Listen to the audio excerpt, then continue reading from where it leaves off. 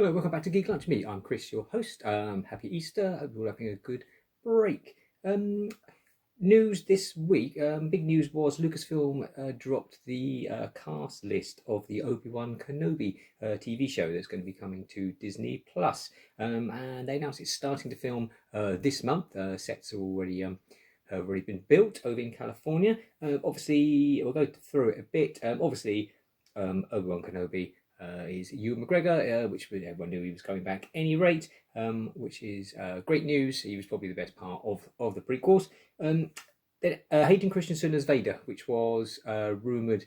Interesting to note that it does say he's coming back as Vader, so whether or not we'll get to see him in any flashbacks as Anakin as a possibility, but it's interesting. I mean, they could have put anyone in the suit, but yeah, no, it's good news that they've actually sort of gone back.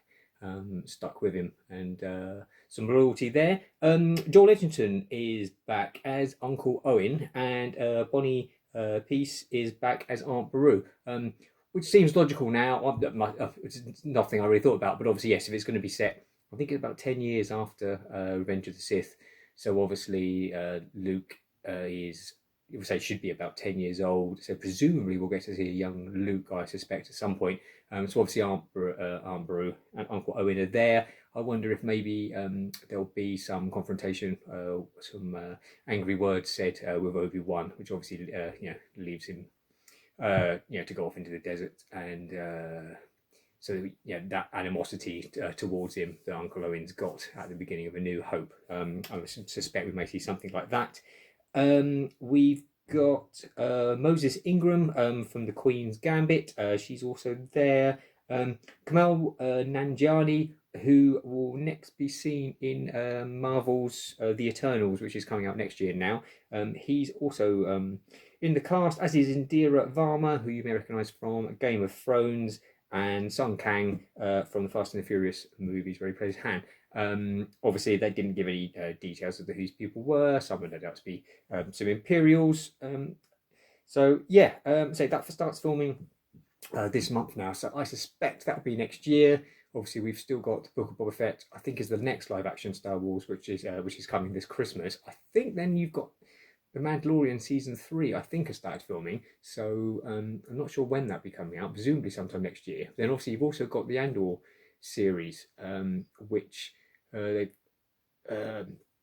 currently filming in the UK on some huge sets. There's been some photos and some drone footage there. I mean, that looks like a movie size production. It looks like Rogue One.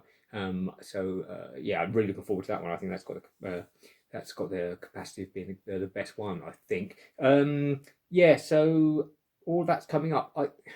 I think we've been spoilt a bit by having these Marvel series coming out so close to each other. I think obviously because of the pandemic, Falcon and Winter Soldier should have been out last year. WandaVision then should have been out in the autumn, and then obviously Loki would have been coming out probably around about now, because we're getting them sort of one after another so close to each other. I think that's probably just catching up. I suspect in future we might get 2 live action shows a year, and I think that's going to be the same with Star Wars. I think you might once all the lineup of Ahsoka and the Acolyte and the Rangers of the New Republic, I think once all they get into production, I think we're going to start seeing maybe 2 of them a year at tops. I would have thought possibly some of the animated stuff as well in between. Which brings us to The Bad Batch. They dropped a new trailer for that. I'll put that in the link below. That's hitting Disney Plus. The first episodes are going up on May the 4th, obviously being Star Wars Day. It looks okay. If you're a fan of Clone Wars, and obviously there are many fans out there, and if you really like the clones, and they are very popular characters, then I imagine it looks absolutely fantastic. It does look good, but I must admit I'm not a massive fan. I'd like the Clone Wars cartoon, but I prefer the stories that were about the Jedi and Ahsoka and Darth Maul and that. The actual clones troops, I must admit, don't really do much for me. Now this looks like obviously it's set after Revenge of the Sith, after Order 66 has been executed and all the Jedi, majority of them are dead.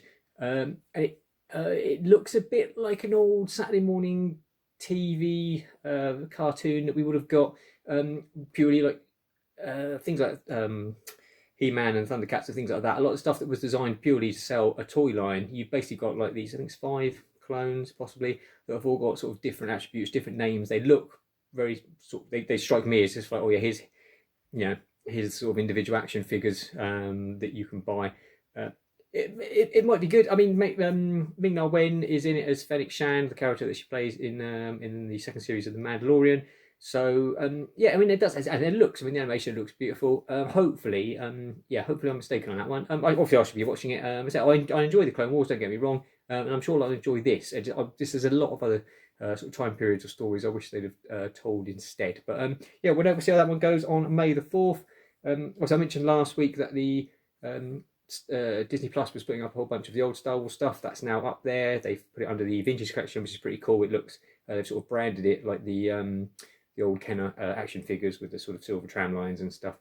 So you've got the old Ewoks movies and Ewoks cartoons on there, which just a geeky point is they've put the original theme tune on there that you can sing along to the Ewoks theme tune, like we did when we were kids, which was left off the DVDs when they released them, and they sort of edited a lot of the episodes together to form sort of mini movies and put some insipid music at the front. But yeah, you've got the Ewoks theme tune, so you can sing along with that. Also this week, talking about cartoons like the Thundercats, Adam Wingard, who directed Godzilla vs. Kong, which obviously came out this week in cinemas around the world and on demand here. During the press junket, they usually let out some news what's they're doing next, and apparently he is doing a Thundercats movie based on the cartoon from the 80s, featuring Lion-O and who we got, Panthro and Chitara, fighting against Mumra, an evil mummy as cat. I'm assuming it's an Egyptian reference to cats and mummies. I never did quite get that in Thundercats, but I'm guessing that's what it is. Yeah, it's going to be a live action CG affair. That's going to be his. I think he's working on a Face Off sequel. I'm not sure anyone's crying out for a Face Off sequel. The John Travolta, Nick Cage, I think it was John Woo film from years back. But possibly there's a sequel of that he's involved in, and then Thundercats will be after that, so it'll be a few years before we hear that, I imagine. That's about it for me this week. Just a quick catch up. We're doing some more filming this week or the week off. We look at doing something a little different. Got some vintage Star Wars toy restoration that we'll be doing. I'll try and film that up, get that edited, and get that out for your perusal. Enjoy your Easter, enjoy your break, take care. Until next time, eat, geek, and be merry.